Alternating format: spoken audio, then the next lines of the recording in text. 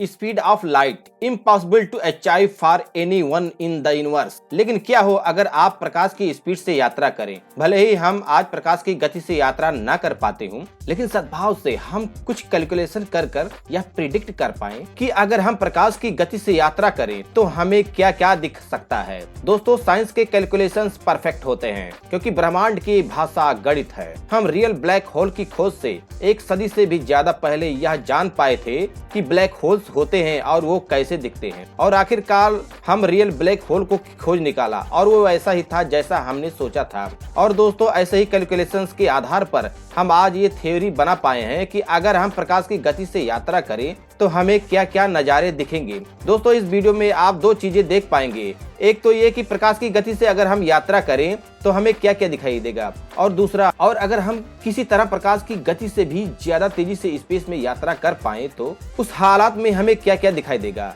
किसी के लिए भी न ठहरने वाला समय भी आइंस्टाइन की थ्योरी ऑफ रिलेटिविटी के अनुसार प्रकाश की स्पीड पर रुक जाता है। पर जब आपकी स्पीड प्रकाश की स्पीड से भी ज्यादा हो तो आपको क्या क्या दिखेगा, या फिर कुछ दिखेगा भी या नहीं। तो दोस्तों, हमारे YouTube चैनल साठ ट्यूटोरियल में आप सबका बहुत बहुत स्वागत है। साइंटिफिक ज्ञान से भरे इस चैनल में आप सबका बहुत बहुत स्वागत है। और चलिए आज आपको ब्रह्मांड की सैर कराते हैं, वो भी प्रकाश की स्पीड पर। और एक लेवल के बाद तो उससे भी थोड़ा आगे बढ़कर ये पूरी वीडियो हाइपोथेटिकल होने वाली है, लेकिन थ्योरीज और साइंस के लॉ पर आधारित होने वाली है। इसलिए ये होने की सबसे ज्यादा संभावना है कि हम जो इस वीडियो में आपको दिखाने वाले हैं वही आपको प्रकाश की स्पीड पर चलने पर देखने को मिल सकता है। तो चलिए, अभी आप पृथ्वी से प्रकाश की स्पीड से गति करने वाले एक स्पेसक्राफ्ट में बैठकर निकल चुके हैं, जिसकी स्पीड है 2,99,792 किलोमीटर प्रति सेकंड। और जब आप इतनी स्पीड से स्पेस में चलने की शुरुआत करेंगे तो सबसे पहले तो आपके देखने की क्षमता बढ़ जाएगी। हमारे विजन का व्यू थोड़ा सा चौड़ा हो जाएगा,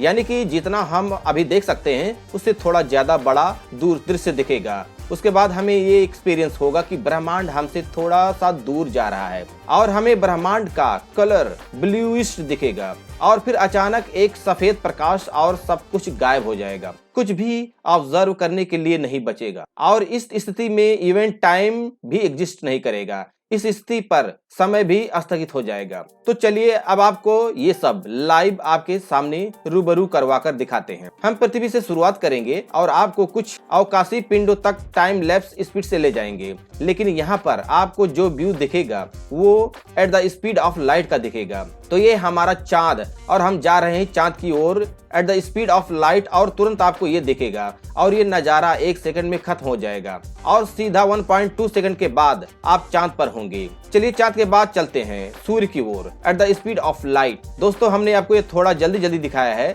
लेकिन करीब 8 मिनट और 16 सेकंड बाद ये व्हाइट स्पॉट आपकी आंखों से के सामने से हट जाएगा और आप सीधे सूर्य पर होंगे। चलिए अब चलते हैं अल्फा सेंचुरी स्टार सिस्टम पर। पृथ्वी से निकलने पर आपको एज यूजुअल वही नजारा दिखेगा, द स्पीड ऑफ लाइट। पाते ही आपकी आंखों की दृष्टि थोड़ी चौड़ी हो जाएगी, आपको ब्लू स्पेस थोड़ा दूर जाता हुआ नजर आएगा और अचानक सब एक व्हाइट दृश्य में बदल जाएगा और यह सफेद दृश्य करीब 4.5 साल बाद हट जाएगा और आप पहुंच जाओगे सीधा अल्फा सेंचुरी पर। दोस्तों, आपने इन सभी तस्वीरों में एक चीज मार्क की होगी कि हम जब पृथ्वी से निकलते हैं तब हमें एक स्टार्टिंग पॉइंट दिखता है, और जब हम हमारी मंजिल तक पहुंच जाते हैं तो हमें वहां का एंडिंग पॉइंट यानी कि वहां का व्यू दिखता है। लेकिन बीच में जब हम लाइट की स्पीड से यात्रा कर रहे होते हैं तो उस वक्त हम बस एक सफेद प्रकाश दिखता है या बस एक सफेद ब्लाइंड स्पॉट दिखता है और कुछ भी नहीं दिखता। तो फिर आखिर ऐसा क्यों? तो दोस्तों, ऐसा इसलिए क्योंकि प्रकाश की स्पीड इतनी तेज होती है कि सारे रिफ्लेक्शंस खत्म हो जाते हैं और हमें कुछ भी दिखाई नहीं देता। मान लो कि स्पीड पर प्रकाश का वाहक यानी कि प्रकाश का फोटॉन कण भी अगर देख पाता तो वो जहाँ से पैदा हुआ है वो चीज और जहाँ पर वो टकराएगा या खत्म होगा वो चीज, बस ये दोनों पॉइंट ही वो देख पाता, वो भी बीच में कुछ भी नहीं देख सकता था। मतलब कि अगर प्रकाश का फोटॉन कण जो देख सकता हो वो जब सूर्य पर पैदा हुआ है तो वो सूरज को देख पाता, और जब पृथ्वी से टकरा के नष्ट हो जाता तब वो पृथ्वी को देख पाता। लेकिन एक्सीलरेटर बढ़ा के प्रकाश की गति पा लेने के बाद वह सूरज और पृथ्वी के बीच कोई भी नजारे नहीं देख पाता। क्योंकि 2,99,792 किलोमीटर पर सेकंड की रफ्तार से सब कुछ ब्लाइंड हो जाता है। चाहे फोटॉन का कण करोड़ों साल पुराना क्यों न हो, चाहे उसकी उत्पत्ति दूर दराज की गैलेक्सी में क्यों नहीं हुई हो, फिर भी सिर्फ वो अपनी शुरुआत और अंत को ही देख पाता है। बीच में करोड़ों सालों में क्या आया और क्या गया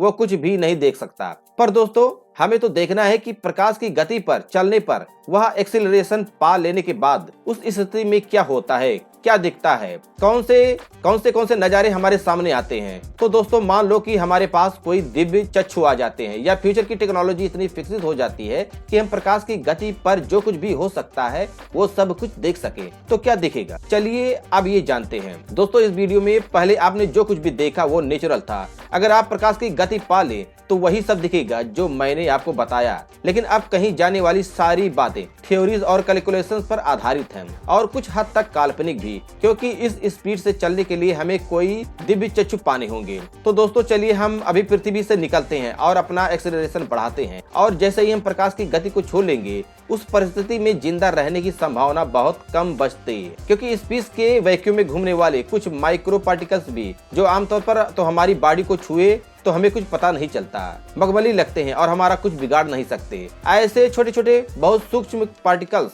अगर हम प्रकाश की स्पीड पर हों तो वह हमसे बुलेट की स्पीड से भी करोड़ों गुना ज्यादा स्पीड से टकराएंगे और हमारे स्पेसक्राफ्ट और बॉडी के चिथड़े उड़ा देंगे। ये होती है प्रकाश की स्पीड दोस्तों। लेकिन चलिए हम मान लेते हैं कि हम किसी तरह इस परिस्थिति में जिंदा बच जाते हैं, तो बाहरी दुनिया की घड़ी तो अपने टाइम पर ही चल रही होगी, लेकिन आपके लिए समय रुक जाएगा। आप प्रकाश की गति से बहुत ही आराम से यात्रा कर रहे होंगे। बाहरी दुनिया आपके मुकाबले बहुत ही फास्ट से फ्यूचर में मूव हो रही होगी। आपके लिए कॉज और इफेक्ट दोनों एक ही टाइम पर होंगे, मतलब कि आप किसी घटना का कारण और उसका रिजल्ट एक ही टाइम में देख पाओगे। नहीं समझे? मतलब कि आप किसी तारे के जन्म को और उसके अंत को एक ही साथ देख पाओगे। आप किसी का जन्म होते हुए और उसकी मृत्यु होते हुए और उसका पूरा जीवन, ये सभी घटनाएं एक ही टाइम में देख पाओगे। दोस्तों, मैं समझ सकता हूँ कि ये समझाना और समझना बहुत ही मुश्किल है, लेकिन सच बात यही है कि द स्पीड ऑफ लाइट चलने पर यही सब आपको दिखेगा। दूसरी एक इम्पोर्टेंट बात, eight the speed of light आप सिर्फ 2 ही डायमेंशन को महसूस कर पाओगे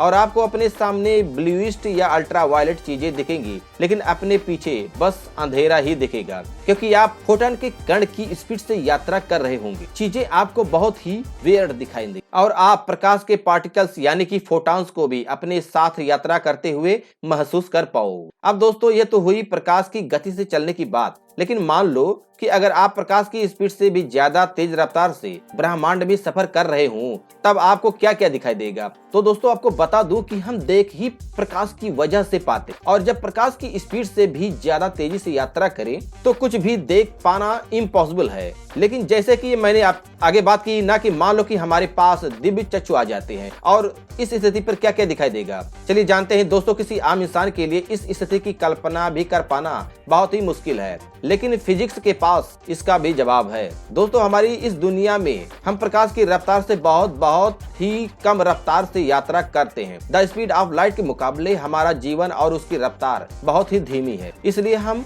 कॉज के बाद इफेक्ट को देखते हैं, यानी कि हम बाप को पहले देखते हैं और उसके बेटे को उसके बाद जन्म लेते हुए देखते हैं। स्विच पहले ऑन करते हैं और टीवी बाद में चालू होता है। लेकिन जैसे मैंने आपको पहले ही बताया कि जब आप प्रकाश की रफ्तार से यात्रा कर रहे हो तो आपको ये सारे कॉजेज एंड उसका इफेक्ट एक ही समय पर दिखेगा। पर प्रकाश की रफ्तार से भी ज्यादा तेजी से यात्रा करने पर आपको इफेक्ट पहले दिखेंगे और कॉज उसके बाद दिखेंगे। दोस्तों, है ना कमाल की बात। लेकिन जी हाँ, रिलेटिविटी के सिद्धांत के अनुसार आपको प्रकाश की रफ्तार से ज्यादा तेजी से चलने पर फल पहले दिखेगा और कारण उसके बाद दिखेगा। मतलब आप बाप के जन्म से पहले बेटे के जन्म को देख पाओगे। टीवी पहले चालू होगा और स्विच बाद में दबेगी। सुपरनोवा पहले होगा और उस सुपरनोवा वाले तारे का जन्म उसके बाद। किसी की डेथ पहले होगी और उसका बर्थ उसके बाद में दिखेगा। दोस्तों, इस रफ्तार से तो समय पूरा रिवर्स गियर में चला जाएगा और निश्चित तौर पर ये बातें कॉमन सेंस के पलने नहीं पड़ने वाली। इसलिए हमारी इस आम दुनिया में इन बातों का कोई मतलब नहीं होता और इसी कारण कुदरत ने ये बैरियर बना दिया है कि हम प्रकाश की रफ्तार से भी यात्रा नहीं कर सकते।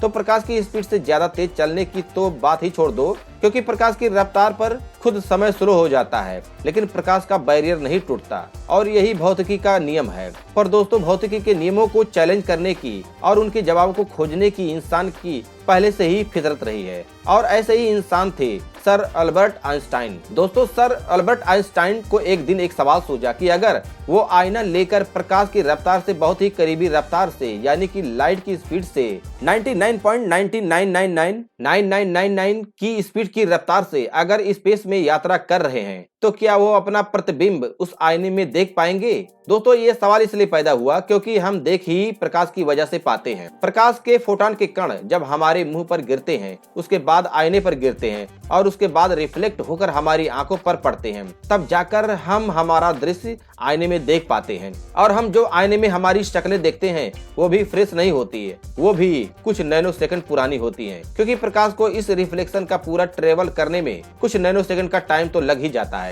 लेकिन दोस्तों, फिर प्रकाश की रफ्तार से यात्रा कर रहे हो तो क्या आपको आईने में अपनी शक्ल दिखेगी? यही सवाल एक दिन सर अल्बर्ट आइंस्टाइन के मन में पैदा हुआ और उन्होंने इस पर बहुत सारे कैलकुलेशंस किए, बहुत सारे थॉट एक्सपेरिमेंट किए और बहुत सालों बाद उन्हें अपने सवाल का जवाब मिला। और जवाब था जी हाँ, उनको उनका प्रतिबिंब आईने में दिखेगा और उनको अपने प्रतिबिंब में कुछ भी वियर्ड या कुछ भी विचित्र नहीं दिखेगा, उनको साफ साफ अपना प्रतिबिंब दिखेगा। और ये बात थी दोस्तों प्रकाश की सबसे करीबी रफ्तार से यात्रा करने की। लेकिन अगर आप प्रकाश की रफ्तार से यात्रा कर रहे हो तो क्या दिखेगा? तो इसका जवाब मैंने पहले ही इस वीडियो में आपको बता दिया। तो बस आज के लिए इतना ही। तो दोस्तों, अगर जो हमारी वीडियो पसंद आई हो तो हमारी वीडियो को लाइक कीजिएगा, शेयर कीजिएगा और हमारे यूट्यूब चैनल को सब्सक्राइब कीजिएगा। इसी के साथ नेक्स्ट वीडियो मिलेंगे। जय हिंद, वंदे मातरम।